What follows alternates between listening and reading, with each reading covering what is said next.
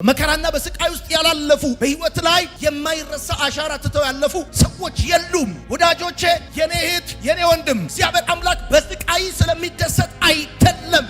ሺም እንደሚባለው የሙዚቃ መሳሪያ በንፋስ ሞገድ ውስጥ ሙዚቃ እንደሚፈጥር እንደሚያሰማ እንዲሁ በአንተ ስቃይ ውስጥ የሚሰራ የሚሆን የሚደረግ ነገር ስላለ ስለማይችል አይደለም፣ ስለማያውቅ አይደለም፣ ስለማይወድ አይደለም። በህይወታችሁ በጣም ኢንስፓየር የሚያደርጉ ለዚህ ምድር ለውጥ ምክንያት የሆኑ ሰዎችን ብታገኟቸው በቆዳቸው ላይ አንድ የስቃይና የመከራ ጠባሳ አታጡባቸው። በሰውነታቸው ላይ ያለ የስቃይና የመከራ የመከዳት ወይም ደግሞ ተላልፎ የመሰጠት የመተው ወይም ደግሞ በብዙ አስቸጋሪ የህይወት ምዕራፍ ውስጥ የማለፍ አሻራ የሌለባቸው ምንም ሰዎች የሉ። እግዚአብሔር ከላይ ሆኖ ሲጫናችሁ መጽሐፍ ሲናገር ጭቃ በማህተብ ሲረገጥ እንደሚለወጥ ተብሎ እንደተጻፈ ስራ አስኪያጁ ወይም ባለስልጣኑ ማህተቡን ሲጫነው ቀለም የነበረው ፊደል ሆኖ እንደሚቀየር ልክ እንደዛ እግዚአብሔር አምላክ ከላይ ሲጫናችሁ ነው እዚህ ምድር ላይ ማስታወሻ የምታስቀምጡት፣ ማስታወሻ የማይፋቅ ማስታወሻ የምታስቀምጡት፣ አለት ላይ መልእክት የሚያደርጋችሁ፣ ህይወት ላይ እግዚአብሔር አምላክ መልእክት የሚያደርጋችሁ።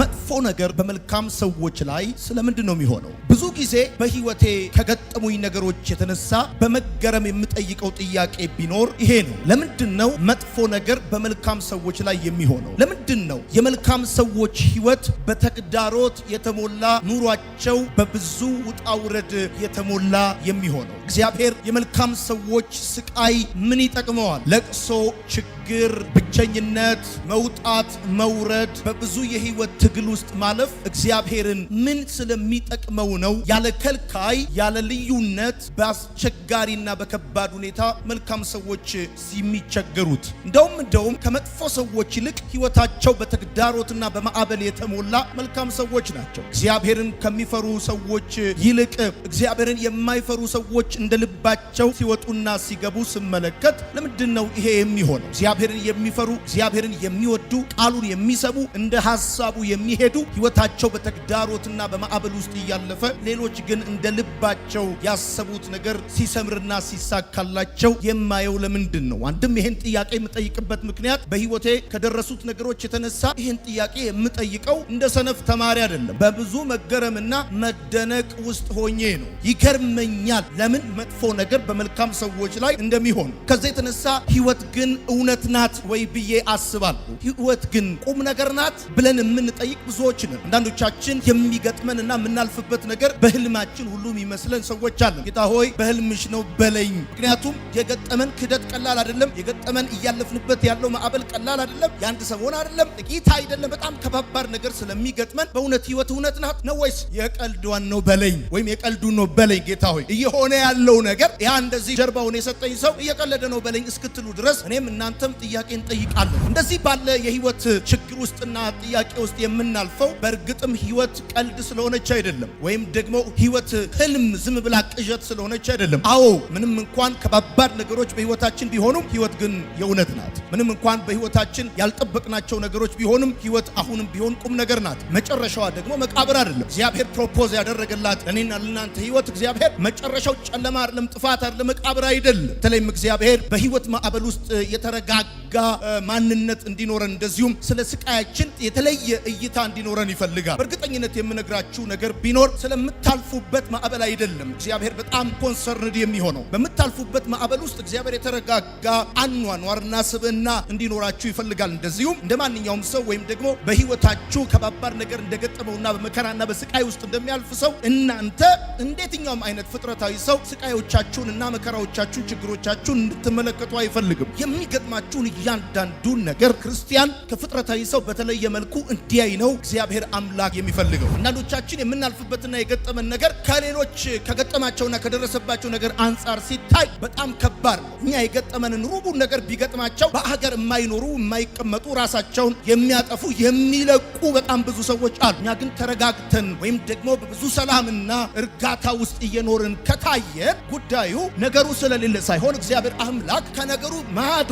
በስተጀርባ ያለውን የሱን መለኮታዊ አቅም አይኖቻችንን ከፍቶ እያሳየን ስለሆነ ነው። ልክ አይኖቹ እንደተከፈተለት የእግዚአብሔር ሰው ሳይ በመቃብር ላይ እንደተቀመጠ አበቦች አይደላችሁምና ህይወታችሁ በመቃብር ላይ እንደተቀመጠ አበባ አይደለም። ከስራችሁ ያለው የህይወት ውሃ ምንጭ ነው እንጂ ሬሳ አይደለም። ሕያው አምላክ ነው ከስራችሁ ያለው። ዛሬ ታይታችሁ የምትጠፉ አይደላችሁ። በእርግጠኝነት ይሄን ነግራቸዋል። ዛሬ የእግዚአብሔር መንፈስ ንገራቸው ያለኝ ነገር እንደዚህ ነው። በመቃብር ላይ እንደተቀመጠ አበባ አይደላችሁ። ውበታችሁ ይጨምራል እንጂ በኢየሱስም አይረግፍም። ስር እየሰደዳችሁ እንጂ እየረገፋችሁ አትቀጥሉም። ቅርንጫፍ ታወጣላችሁ በጌታ በኢየሱስም ይሄ ይሆንላችኋል። መቃብር ላይ የተቀመጠ አበባ ከስሩ ህይወት የለምና ከስሩ የሞተ ነገር ነው ያለውና ይገርምሃል። ያ ከታች ያለው ነገር ከላይ ያለውን ነገር ሊያኖረው በፍጹም አይችልምና እየደረቀ እየጠወለገ ይሄዳል፣ ይረግፋል። እንደውም ከታች ካለው ይልቅ ፈጥኖ የሚረግፈው ከላይ ያለው የምታዩት አበባ ነው። የኔና የናንተ ህይወት ግን በመቃብር ላይ እንደተቀመጠ አበባ አይደለም። ከምንጩ ጋር ተጣብቀናል። ከእግዚአብሔር ጋር ተሳስረናል። ከምንጩ እንጠጣለን፣ ህይወታችን ይለመልማል። ስር እንሰጋለን፣ በጠላቶቻችን ሰፈር እንገዛለን የሚል ሰው አሜን ይባል። እኔ አየሁኝ። ይኸውልህ አደይ አበባ በኢትዮጵያ በመስከረም ነው የምትፈካው አይደለ?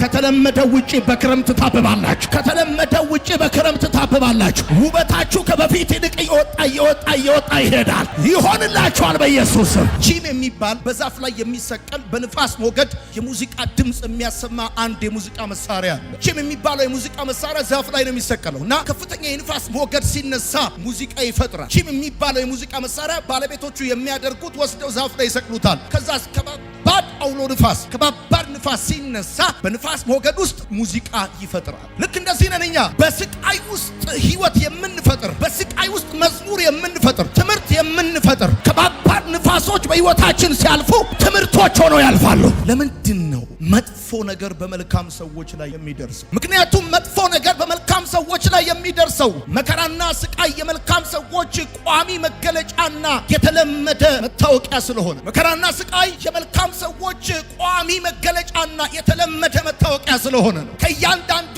በህይወታቸው መልካም አሻራ አሳርፈው ከሄዱ ሰዎች ጀርባ ብትመለከቱ፣ በጨለማው ላይ ብርሃን፣ ለረሃቡ ጥጋብ፣ ለብዙ ለደከሙ ሰዎች ብርታት የሆኑ ሰዎችን ብትመለከቷቸው ቋሚ አድራሻቸው የተለመደ መታወቂያቸው መከራና ስቃይ። መከራና በስቃይ ውስጥ ያላለፉ በህይወት ላይ የማይረሳ አሻራ ትተው ያለፉ ሰዎች የሉም። ወዳጆቼ፣ የኔ እህት፣ የኔ ወንድም፣ እግዚአብሔር አምላክ በስቃይ ስለሚደሰት አይደለም።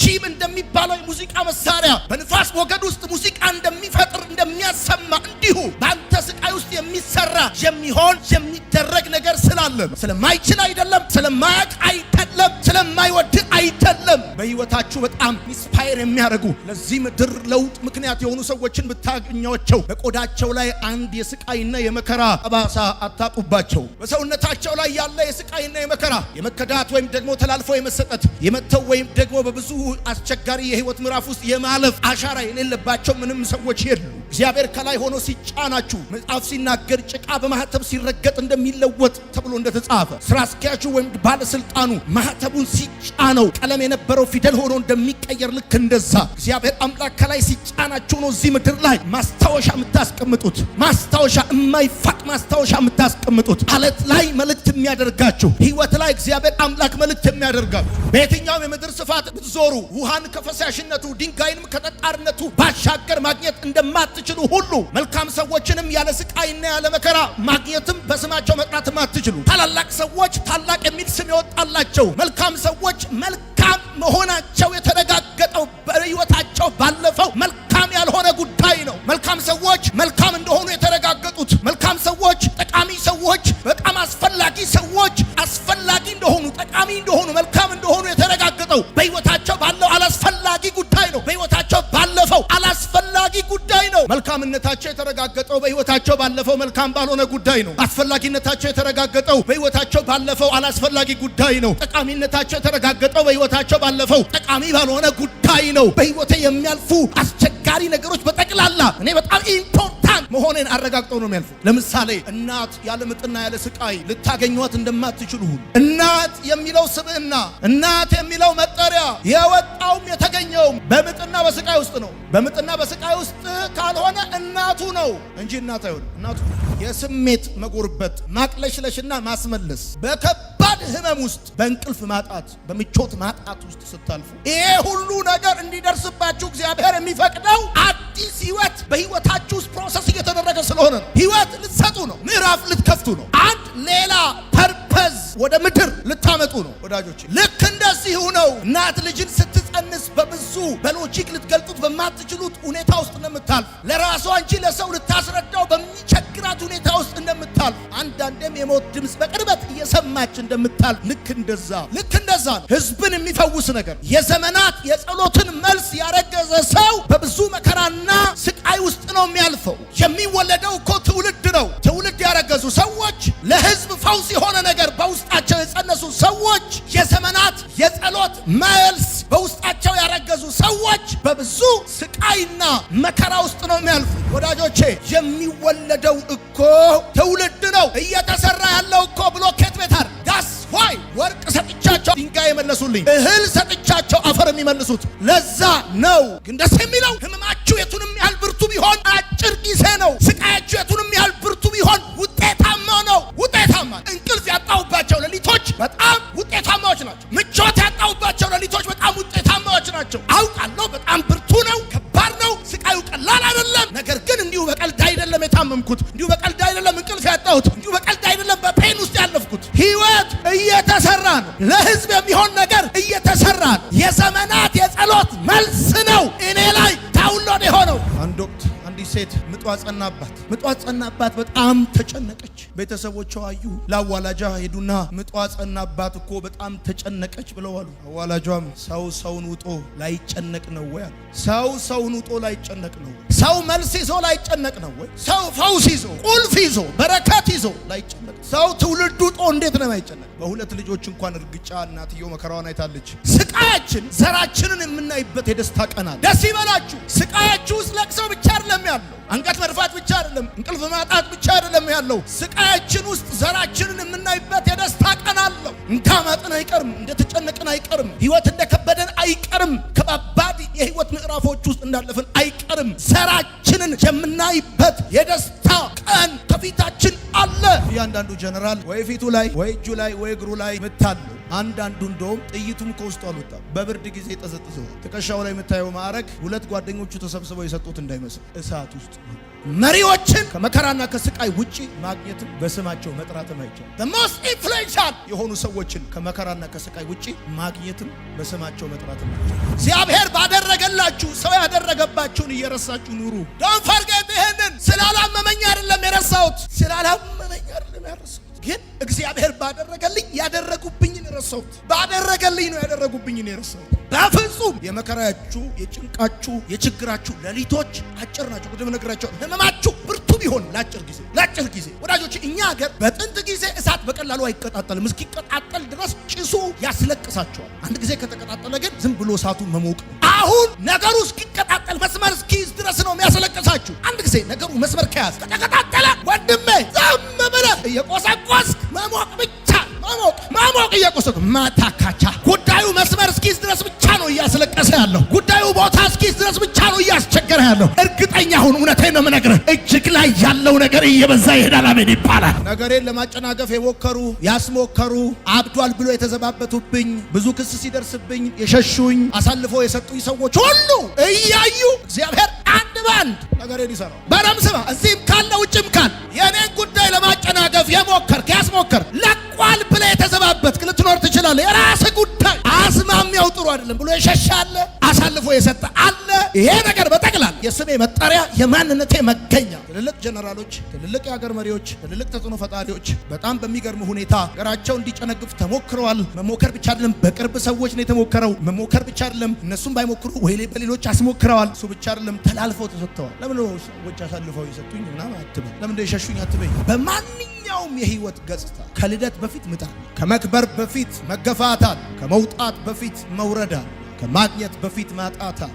በየትኛውም የህይወት ገጽታ ከልደት የሚቀድመው ምጥ ነው። ከልደት የሚቀድመው ስቃይ ነው። ይህ ጥሩ ሰው ነኝ፣ ደግ ነኝ፣ ሰው ላይ አልደርስም፣ አልነካ፣ ለህዝብ የሚሆን ነገር ውስጥ ካለ የዘመናት የጸሎት መልስ ካረገዝክ ጉዳይ እንዲሁ በቀላሉ አይሆንም። በብዙ መከራና ስቃይ ነው የሚሆነው። ለምንድን ነው የምትሉ ሰዎች ቋሚ አድራሻው ነው። ለምንድን ነው የምትሉ ሰዎች ስም እዛ ነው የሚሰራው። ጀነራል የሚለው ስም ውትድርና ቤት እንደሚሰራ፣ ጦርነት ላይ እንደሚሰራ ልክ እንደዛው ስም እዛ ነው የሚሰራው። ስትጨነቅ ያዩ ሰዎች ላይ የሄዱ ሰዎች ነገሩ መሳካቱ ሲያዩ ኢቭን እኮ ከስም ያረገዝከውን ጉዳይ ለማጨናገፍ የሞከሩ የሚያስሞከሩ እኮ ናቸው። ኬክ ይዘው ወላ ሁሉ ያሙ ሁሉ ያም ሁሉ የእንትና አይደለም ያሉ ይሄን ነው ወይ ጽንስ ነው ያለ ጠቅላላ ልክ መውለድን ሲሰማ እንዳላማ እንደማያቅ ምና ሆኖ ያለዛ እኔ በደንብ ነው የምነግርህ። እግዚአብሔር ምስክር ይኸው ጌታ እበለኝ ክብርህን ያሉ አሜን ይባል። ክብርህን ያሉ አሜን ይባል። ደስታህን ያሉ አሜን ይባላል። ልጆቹ አምፀውበት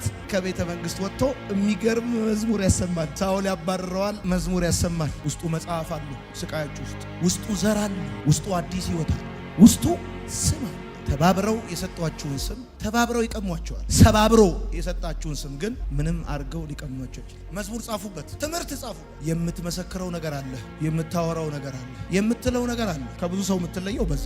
የአገሬ ልጆች በዚህ ክረምት ይሄ ጨላልሟል ደመና ነው ብሎ ዲፕሬሽን ውስጥ መግባት ሲዘንብ ዝም ብለህ እንደ ቺም ሙዚቃ ታሰማል። እያልኳቸው ያለሁት ይሄንን ነው። ስቃያችሁ ውስጥ ዘራችሁን የምታዩበት የደስታ ቀን አለ።